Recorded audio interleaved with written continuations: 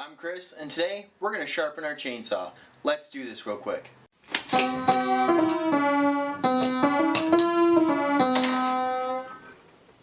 If you find that your chainsaw just isn't cutting the way it should, it probably needs to be sharpened.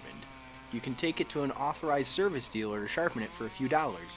Or if you want, you can learn to do it yourself with some quick, easy steps. Before you go ahead and sharpen your chainsaw, you want to make sure you perform the proper preventative maintenance first.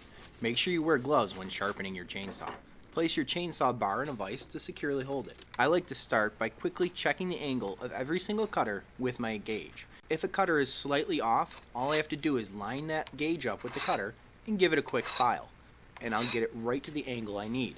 And then I'm going to go ahead and mark a cutter so when I come back around to it, I know where to stop. And then I'm going to take my file in my file guide and I'm going to line up my angle that I need to file it at with the bar and chain itself. And then I'm going to slowly, with a backwards and upwards pressure, file that cutter. Now I'm going to file it a couple strokes depending on how dull it is, and I want to try to file every single cutter the same amount of time. Or rather, I want to make sure I take the same amount of material off each cutter.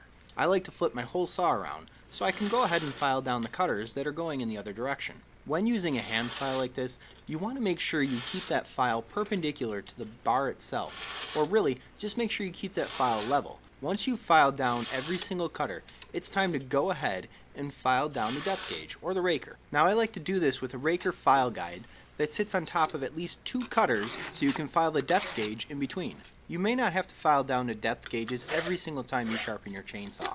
It all depends on how much material you have removed from the cutters themselves. Making sure your chainsaw is sharp every single time you go to use it is essential for its proper and safe operation. Having a dull chain on your chainsaw could lead to serious injury, or even worse. With your chain sharp, you're going to notice that your chainsaw is going to cut much better.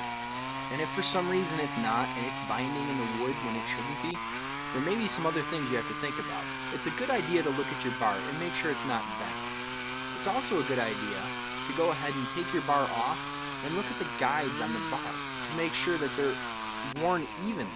And if your chainsaw is the type of chainsaw where you can flip your bar over, do so. It's going to prolong the life of your chainsaw bar. Thank you guys for watching, and I hope you enjoyed the video. If you did, give me a thumbs up and subscribe. Definitely check out some of my other videos, and don't forget to share this video with your friends. If you found these tips helpful, or if you have a better tip, please leave a comment below. Thank you guys so much. Anytime you're working with equipment like this, it's sharp, it's dangerous, and anytime you're actually using the chainsaw, please use caution. It's dangerous. Use the appropriate safety equipment and the appropriate safety tips. Work safe.